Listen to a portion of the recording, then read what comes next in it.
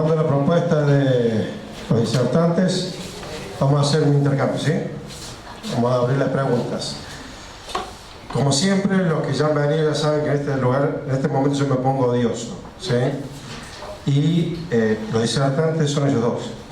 Entonces, las preguntas cortitas, y justamente para aprovechar a dos semejantes disertantes que hoy tenemos. Así que me van levantando la mano y vamos acercando el micrófono. ¿Les parece? ¿Sí? Sí, Tatiana especialmente. Si esta puede ser una experiencia piloto para implementar en otros países de Latinoamérica. Indudablemente, digamos, o sea, hay una investida que es continental. Nosotros el año pasado, hacia el fin del año pasado, acababa de ganar Macri en segunda vuelta, todavía no había asumido, principios de diciembre, 2 de diciembre parece que era, invitamos, le dimos un premio que queremos mucho, que se llama Premio José María Licol, Compromiso Social y Político, que creamos en la facultad, el premio más importante, al vicepresidente de Bolivia, Álvaro García Linera. Y Álvaro García Linera estuvo en la facultad, fue una experiencia muy emocionante para todos nosotros, pero él dijo, no tienen idea la tragedia que no había sucedido el plebiscito por la reforma de la reelección, la tragedia que es esto para nosotros. La oposición estaba totalmente desarmada y ahora uno abre una puerta, abre una ventana, prende una radio, prende una televisión y la única palabra que se oye es cambio. La única palabra que se oye es cambio. Y lo mismo pasó en Venezuela. Sí, hay indudablemente un plan, que es un plan continental, porque en definitiva esta idea de disciplinar alguna alternativa, la construcción de un polo de poder que permita, no digamos un socialismo, un capitalismo levemente diferente al extractivismo y al saqueo financiero, eso es indudablemente un plan continental. Sí, en primer lugar donde sucedió fue aquí en la Argentina con Macri, y lo están haciendo en Brasil, lo están haciendo en Bolivia, lo están haciendo en Venezuela. Sí, indudablemente es esa la perspectiva. Estoy de acuerdo con eso. Pregunta, ¿por qué Stiglitz en el New York Times dice que la sanción de la ley de pago a los buitres es una mala noticia para el mundo entero? Bueno, tiene bastante que ver con lo que planteó Diego también respecto a esta cuestión de la integración, lo que veíamos de lo que siempre hizo Argentina de integrarse al mundo. Argentina siempre trató de integrarse al mundo, por eso tenemos marcado a fuego nuestras cuestiones geográficas y políticas. Tenemos todo un sistema ferroviario que confluye al puerto, las principales ciudades en las zonas costeras, y esas son distorsiones estructurales que dejó el libre cambio. Entonces, el tema está en lo que plantea, principalmente lo planteó Stiglitz hace mucho, es que el modelo de acumulación financiero está quebrado del 2008 a esta parte. Las economías desarrolladas del mundo no pueden crecer, y si lo hacen a tasas inferiores al 1%. Por eso, integrarse con una economía en crisis, el resultado puede ser Grecia. Grecia ha perdido del 2008 a esta parte 1/3 de su PBI. O sea, en vez de crecer para satisfacer las necesidades de la población nueva, ha decrecido. Entonces, ¿a dónde puede encontrar nichos el sistema financiero para sobrevivir o para mutarse? El primer caso fue Argentina. Antes de Argentina, Brasil. Porque eso, respecto a tu pregunta de lo político, el primer fenómeno en sentido económico se dio en Brasil, cuando Dilma vira tratando de evitar el proceso político, vira y pone un ultraortodoxo monetarista que fue Levy. Y además, porque la reestructuración de la deuda que hace Argentina en el 2005 con el 2010 y después la negociación con firmeza que hace con los acreedores, tal cual el título que le dimos en llamar al documento en junio del 2014, cuando iba a ser el fin del mundo, porque el 30 de junio del 2014 íbamos a entrar en nuestro cuarto default histórico. Era eso, negociar con firmeza, y poníamos algo que decía Kennedy: no hay que tener miedo a negociar, pero no hay que negociar con miedo. Y dentro de este aspecto nos integramos al mundo diciendo: miren, este caso de reestructuración que fue unilateral es único en el mundo. Es lo que en el ámbito jurídico le llaman los leading case, los casos líder. Entonces, esto ha hecho punta y logramos que Naciones Unidas tratara un protocolo de reestructuración de quiebra, de reestructuración de deuda, y una ley de quiebra a nivel internacional. Es decir, que se propusiera por primera vez una ley de quiebra en el que valieran las reestructuraciones votadas por mayoría. ¿Por qué? Porque hay muchas economías endeudadas y quebradas. Piensen ustedes que la cuna del liberalismo, el Reino Unido, debe 2 PBI, y que Italia debe más de 2 PBI, y que Estados Unidos tiene estados como el de Detroit, el de Kansas, quebrados, y que tiene una deuda de más del 70% de su PBI, y nosotros reducimos la deuda del 176% del PBI al 44%, y que 2/3 partes de esa deuda está en el sector público. Por eso Stiglitz dice: esto es lo peor que le puede pasar al mundo, es volver a poner al mundo en manos de estos locos con carnet que son los JP Morgan, los Goldman Sachs, los distintos bancos, el Banco Central Europeo, la Bolsa de Londres, que Diego decía elegantemente paraíso fiscal. Son guaridas fiscales. La guarida fiscal más grande del mundo es la Bolsa de Londres. Y después Suiza. ¿O ustedes creen en el romanticismo de los chocolates y los Rolex? Son guaridas de evasores en 2/3 parte, y el tercio restante narcotraficantes, traficantes de blancas, y toda la lacra de la humanidad. Bueno, ahí se resguardan los delincuentes. Pero esto parece... no hay nada que explicar. Este es el mensaje. En esto no hay nada que explicar. Por ahí el terror de Stiglitz. ¿Por qué? Porque el mundo está tratando de generar un nuevo modelo de acumulación, un modelo de acumulación genuina. Y los sectores financieros que han detentado el poder hasta el 2008 no quieren. Esto es lo que vio Stiglitz ya hace bastante años, cuando escribió El malestar de la globalización. Dado de que este es el país normal, esta es la Argentina normal en la historia de sus 210 años, con algunos recreos,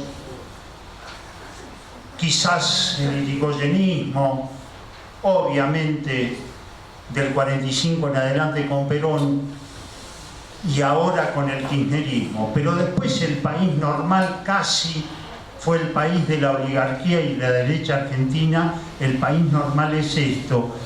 Con esta, rescatando estas experiencias, las experiencias de Irigoyen, las experiencias de Perón, la experiencia de los 12 años del kirchnerismo, ¿no habrá llegado el momento de plantearse colectivamente, sin pensar en una persona, sin pensar en un partido, en un proyecto a futuro, y plantear una discusión en cuanto a relaciones de poder, un proyecto de poder?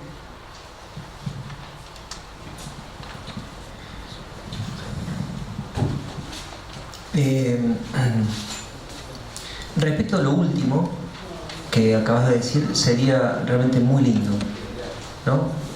La idea de que las personas sean autónomas, a mí hay palabras, por mi propia formación política, que vengo de una formación de izquierda, autonomista, palabras como liderazgo, palabras como conducción, me dan un poquito de escozor. Pero, te digo por mi propia biografía, pero hay algo que tenemos que registrar y que tenemos que... yo no concibo la política como liderazgo, no la concibo como conducción, no la concibo como ejercicio del poder, sino como construcción colectiva de una perspectiva popular. No obstante, hay que saber que hay ciertos poderes que solo ciertas personas que encarnan, que tienen primero un conjunto de características, ciertas valentías, ciertas capacidades, y que encarnan la expresión de muchísima otra gente, son capaces de afrontar. Eso es así. Eso lo hacía García Linera también cuando vino, ¿no? Los liderazgos en América, sobre todo en culturas políticas como las latinoamericanas, donde pareciera que la gente, digamos, Evo no va a poder ser presidente, pareciera insustituible. Se murió Chávez y Maduro no es Chávez. Cristina y Néstor no van a estar, indudablemente. Independientemente si eso a mí me guste o no me guste, es así. Eso es lo que ha sucedido. Hay personas que encarnan la posibilidad de enfrentar poderes fácticos que trabajan a veces explícitamente, a veces con mucha mayor eficacia y perspectiva política. Yo digo, la construcción de una cultura política de otro orden, ¿no? Por fuera del verticalismo y demás, está muy bien y yo me sumo, pero reconociendo cierta fragilidad también en relación a lo que hay que enfrentar de una perspectiva de ese tipo. Que son la palabra igualdad y la palabra libertad. Es muy difícil producir igualdad sin una perspectiva autoritaria, sin afectar libertades civiles, libertades individuales. Muy difícil, la experiencia histórica nos enseña eso. Y a mí me parece que hemos estado en presencia de una vía democrática en sentido fuerte, como ya dije recién, que no afectó absolutamente ninguna libertad formal, liberal, republicana, absolutamente. Digamos, hubo libertad irrestricta. Por supuesto que disputa de poder. Eso no afecta a la libertad. Y sin embargo, se construyó igualdad de manera sustantiva y de manera notable. Si usted me pregunta del peronismo histórico, fue un gran salto en igualdad, pero sin embargo por coyuntura histórica hubieron libertades afectadas. Se cerró el Parlamento, se cerraron, digamos, ciertos diarios, pasó eso. Eso pasó materialmente.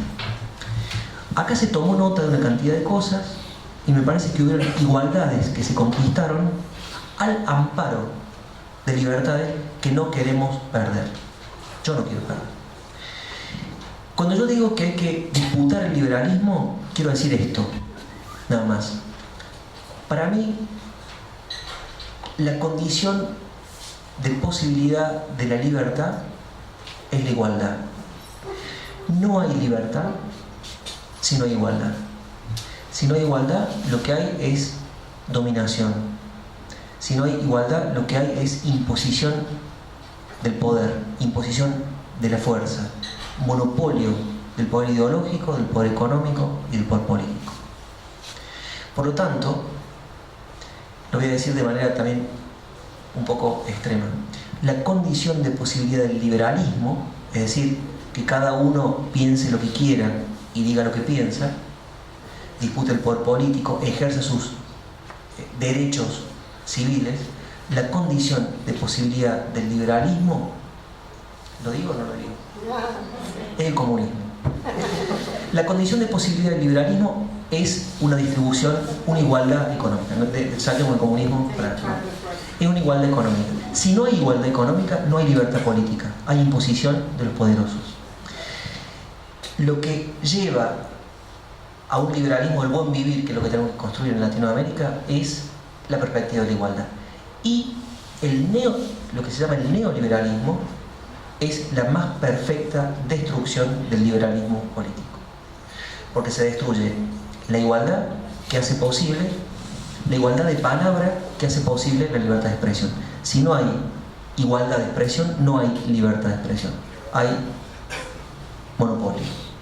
Entonces yo digo, algunos pasos en esta dirección se han dado en los gobiernos latinoamericanos en general, y en el gobierno kirchnerista en particular. Se han afectado intereses y poderes económicos de todo tipo sin afectar libertades. Eso es un tesoro.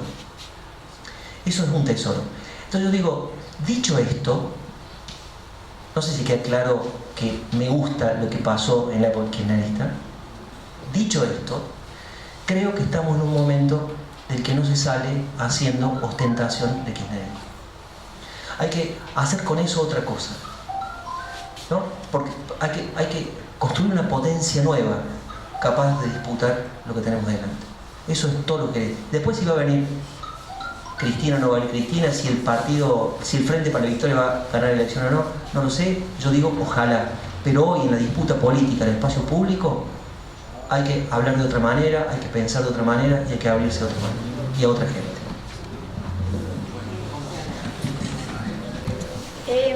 Respecto a tu segunda pregunta, yo veo que si me paro en abril de 2016, están tocando cosas fundamentales como la igualdad, la libertad y derechos como el pan, el alimento, el trabajo. Frente a esas cosas que me motivan y me preocupan, no puedo permanecer indiferente ni esperar quién va a tener la maravillosa idea de convocarme. Yo digo, de esta reunión, que se dijeron cosas tan buenas, deberíamos ya pensar cómo seguimos, qué hacemos, cuándo podemos volver a encontrarnos para poder empezar a dar una respuesta. No vamos a esperar que nos sigan poniendo DNU. Tenemos que empezar a juntarnos, los que más o menos pensamos parecido. Me quisiera llevar alguna idea para mañana.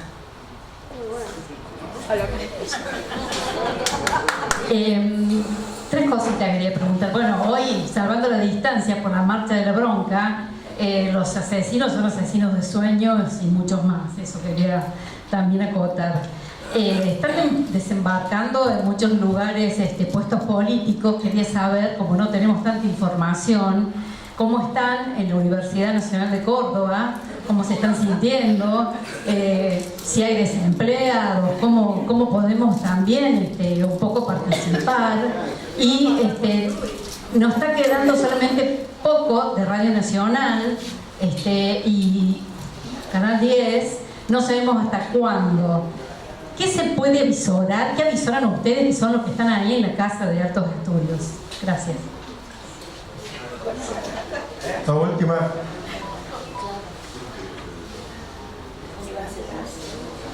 Última dos. Yo tenía una pregunta para cada uno. Primero, ¿qué acción económica y financiera puede recomendar que no comprometa mi integridad financiera y económica, ni tampoco la de las personas que me rodean, para justamente no seguir fomentando el saqueo al país, por ejemplo? Y la segunda cosa que quería preguntarle al señor, que me parece que se complementa con la pregunta que había dicho el señor, ¿no será que una militancia libre de partidismo, por ejemplo, fomentando una democracia directa, sea la forma de producir una superación a la situación política y social que se encuentra la Argentina en este momento? Cuando yo digo el cansancio, el mayor enemigo de la política para mí, esto lo dice un filósofo francés que se llama Alain Badiou, que dice que el mayor enemigo de la política es el cansancio, por muchos lados. Una forma del cansancio es el fracaso, ¿no? El fracaso, sí. Cuando uno intenta se cansa, ¿no? Y se vuelve a su casa, a su vida privada, a hacer dinero o a hacer lo que fuera. O si uno es un artista, se encierra en su taller y... Eso es una forma del cansancio, pero hay otra forma del cansancio. Las cosas se cansan, los procesos se cansan. Fíjense, nosotros estamos condenados, de mi modo de ver, a una situación de contingencia. No hay una historia como podía haberse creído en una sala como esta, en el año 74, tratando de entender el mundo. No hay no hay muchos elementos que habiliten a pensar en una historia que lleve inexorablemente hacia alguna parte, ¿no? La historia no va a ninguna parte. Va, digamos, prudentemente. Eso quiere decir de que no estamos del lado bueno de la historia, de que eso no va hacia una reconciliación consigo misma, de que la sociedad futura es la sociedad reconciliada finalmente, o la sociedad justa, sino que de alguna manera estamos confrontados a lo que seamos capaces de hacer con nosotros mismos. Y todo lo que se gana se puede perder. Y cualquiera sea la situación de adversidad se puede revertir. Tiene una cosa mala y una cosa buena. Cuando acá hay cambios que son irreversibles, no. O sea, no hay absolutamente nada irreversible, lo estamos viendo en estos días. Lo estamos viendo en estos días. Entonces, lo que queda, si no hay una marcha de las cosas, si no hay leyes de la historia, si no hay cambios irreversibles, lo que queda es la política. La política como la libertad, la capacidad de hacer frente a la coyuntura siempre cosas para modificar el mundo, para conservarlo, por lo que fuera. Y la política cansa. No solamente por el fraude, porque uno gana una elección y le hacen un fraude como López Obrador, y entonces dice, bueno, basta, por acá no va. Eso también, por supuesto. Pero yo me refería a una cosa más extraña, que es de personas que estuvieron en una circunstancia de intensa politización a lo largo de 10 años, donde la política era la herramienta para revertir situaciones, para conquistar derechos, para producir igualdad y demás, y las mismas personas que por vía política lograron derechos y están mejor que antes, en un momento apagaron el televisor y apagaron, digamos, cerraron los oídos a la discusión política. Yo percibí que, conversando con la gente, que había una saturación de la política. Yo no sé por qué pasa eso y qué es lo que tenemos que hacer para entender que la única posibilidad de transformar la vida propia y la vida de compañeros, de gente, de desconocidos y desconocidas es la política. No hay otra. No hay cambios mágicos. No va a venir nadie a hacer si no lo hacemos nosotros. Entonces yo creo que pensar cómo no cansarse y cómo no cansar y cómo integrar políticamente a personas que es un núcleo de pensamiento, una tarea que tenemos, me parece a mí, por delante. Cuando digo violencia, digo a cosas muy concretas, digamos, ¿no? Digo cosas muy concretas. Violencia contra las cosas y violencia contra las personas. La violencia... Nosotros venimos de una experiencia de la historia argentina reciente en la cual la violencia era la alternativa para transformar el mundo. Era la alternativa creída por muchas generaciones, por muchas personas, que no eran tontas, no eran violentos, sino que hacían análisis de una situación como estamos haciendo nosotros ahora y concluían honestamente de que, como decía Maquiavelo, la política no se hace a base de Padre Nuestros. Los poderes no se enfrentan con palabras ni con ideas. El único límite del poder es el poder. Realismo político. Y la vía era la vía armada. Ha pasado mucho tiempo, entonces me parece que hay una gran enseñanza que hemos tenido, compleja, sería muy largo para hablar. Pero yo creo que la violencia sucede, es parte de la vida. La violencia sucede, ¿no? Si yo salgo a la calle, me pasa una cosa, reacciono con violencia o me ejercen la violencia. Lo que yo creo que no puede suceder, y que esa es la enseñanza política, es la violencia como recurso deliberado, como parte de un programa político. Eso yo creo que tenemos que tener la lucidez, tenemos que tener la memoria de impedir de que eso se reinstale. La violencia puede suceder. Lo que no debiera poder suceder es que la violencia sea parte de un programa político. ¿Se entiende? Ahora, ¿qué pasa con la violencia? Ahora, nosotros yo creo que estamos en un peligro. Siempre la violencia puede suceder y siempre la violencia puede ser un recurso político, deliberado. No estamos a salvo de eso, por más que vengamos de ciertas experiencias. Y creo que hay gente que es muy hábil en crear condiciones para que la violencia suceda y para que la violencia sea incorporada deliberadamente por ciertos grupos para transformar las cosas. Son trampas. En el primer caso, lamentablemente no es una trampa, es un efecto físico. Si vos haces ciertas cosas va a provocar violencia. Y nosotros tenemos que ver de qué manera contenemos y tratamos de evitarla. y tenemos que dar todas las disputas del mundo para que la violencia no sea un horizonte de transformación de las cosas, que haya una paciencia diferente, que haya una militancia y una práctica política popular que siga vías diferentes. Eso es, en mi opinión. Una última cosa y le doy la palabra a José María, que no sé, ya me olvidé, respecto al capitalismo, ¿no? ¿Qué poder el capitalismo, no? ¿Cómo se sale del capitalismo? Yo voy a decir una cosa media, no sé. Yo creo que hay una alternativa para... ¿Qué es una vida no capitalista? ¿Qué sería una alternativa no capitalista? Se la ha llamado de otras maneras, ¿no? Socialista, comunista, anarquista, digamos. Hay muchas tradiciones libertarias que han tratado de imaginar una cosa diferente a la vida colectiva capitalista. Pero el capitalismo tiene un poder muy grande, ¿no? Y yo creo que funciona a nivel del deseo del capitalismo, por eso es su poder. Y si yo tuviera que recoger la pregunta que hiciste, ¿cómo desactivar el capitalismo en nosotros? En el deseo. Más allá de las condiciones, por supuesto, las condiciones materiales, económicas, un funcionamiento de una sociedad. Pero también está esto otro, que es una pregunta que me interesa mucho. Y yo creo que una actitud no capitalista es no querer ser rico. Lo voy a decir de otra manera, es querer ser pobre. Cuando digo pobre, ¿qué estoy diciendo? No estoy diciendo miserable.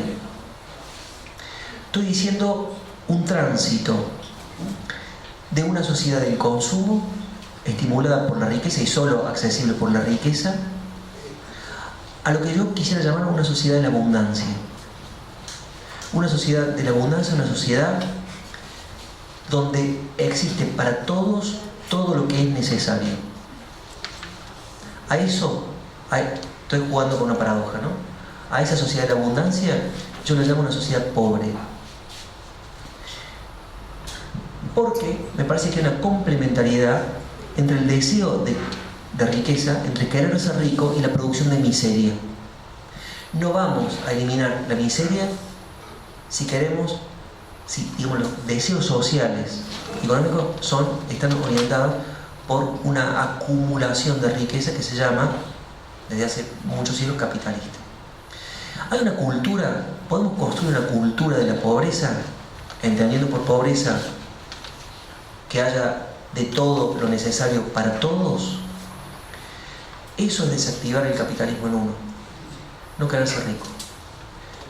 Por eso, y esto sí es una de mis grandes, digamos, una de las críticas que creo que se puede hacer, comprendiendo lo que significa el acceso al consumo por parte de clases que estuvieron excluidas por siglos de él, pero me parece que el desarrollismo, el neodesarrollismo orientado por una sociedad de consumo que han tenido las democracias populares latinoamericanas son cosas a revisar.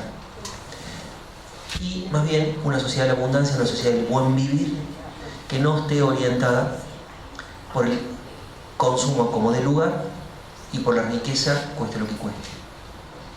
Sería más o menos algo así.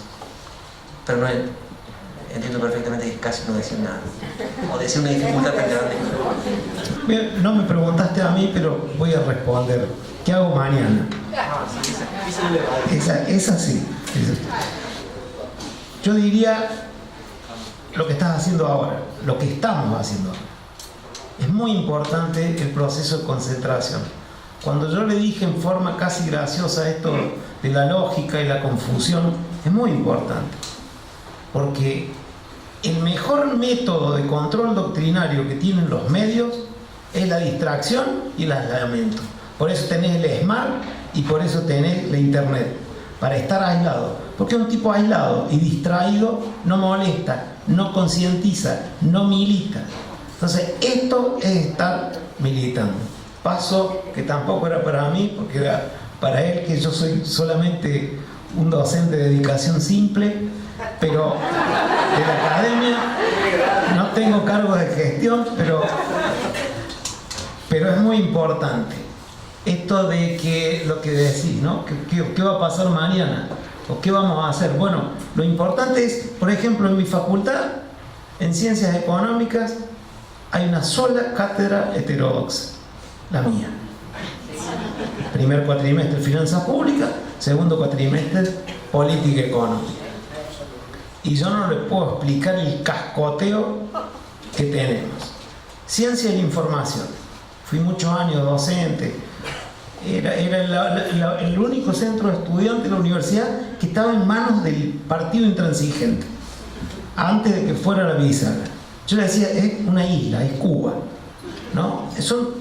Así tiene una conducta súper progre, trosco, anarco-trosco, qué sé yo. Así, no tenían una cátedra de economía heterodoxa.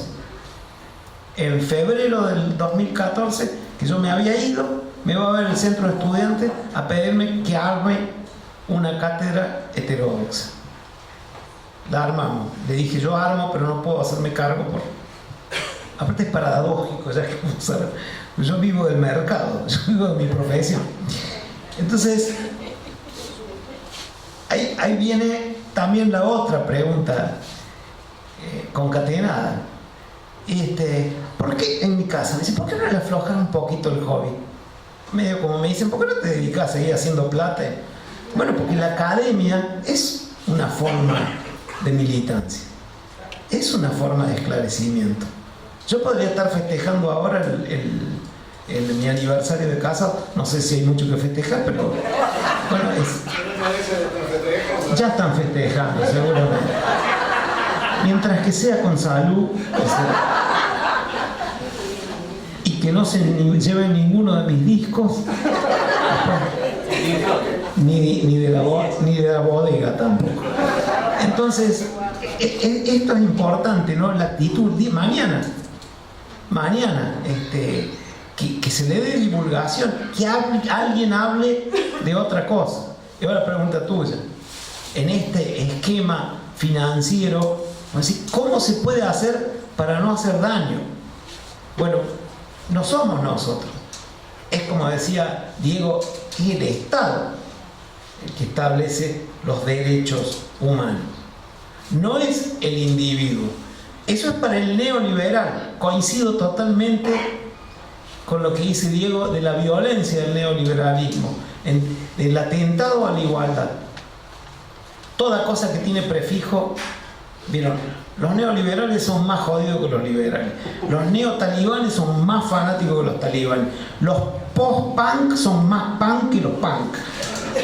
Los neonazis y así. Todos los que tienen el prefijo ese son peor que el otro más viejo. Entonces, no hay que hacer. Y quiero traer a colación a algo. Hay un economista que se ha hecho riquísimo, famosísimo, que es Thomas Piketty, que hizo un gran libro que se llama El Capital en el siglo XX. Puso el Capital porque tiene gancho marketinero de Marx, ¿no? El Capital grande dice en el siglo XXI. ¿Cuál es la tesis fundamental? Dice, en el mundo hay un retorno al modelo de acumulación neovictoriano, como dijo Diego, ¿no? Es un modelo de la ética victoriana, de heredar, ¿no? De heredar. O sea, hay una reinstalación de ese modelo. ¿Por qué? Porque la acumulación crece mucho más rápido que lo que crecen los ingresos. Es decir, hay un 1% más rico que se está quedando con el ingreso de la mayoría.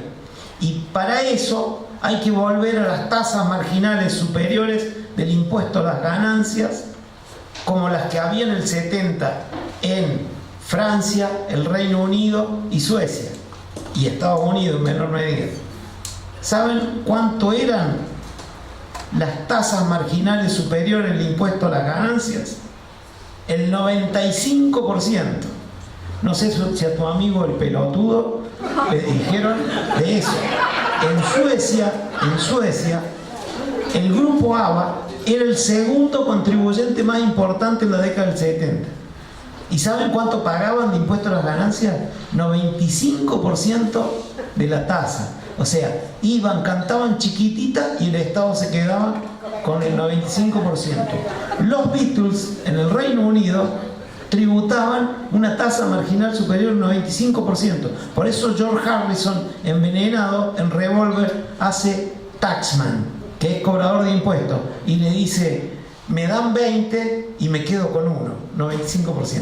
19 para el Estado, 1 para él. Entonces dice Piketty, hay que volver a ese nivel. Por eso las políticas tienen que volver del Estado y tienen que parar con este sistema acumulativo.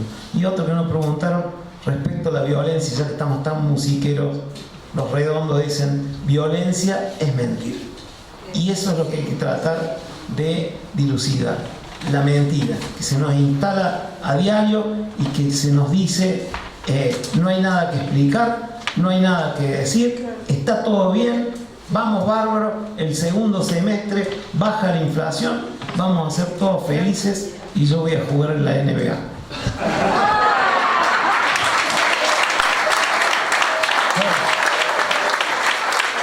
José María, muchísimas gracias. Vamos a terminar la tertulia. Gracias a ustedes por venir. Y les paso un chivo. Les paso un aviso, una invitación para el sábado 9, el sábado que viene, a partir de las 18 horas, hacemos, como ustedes saben, muchos saben, la apertura de los talleres culturales, que por cuestiones climáticas no lo vamos a sacar Moreno como hacemos siempre.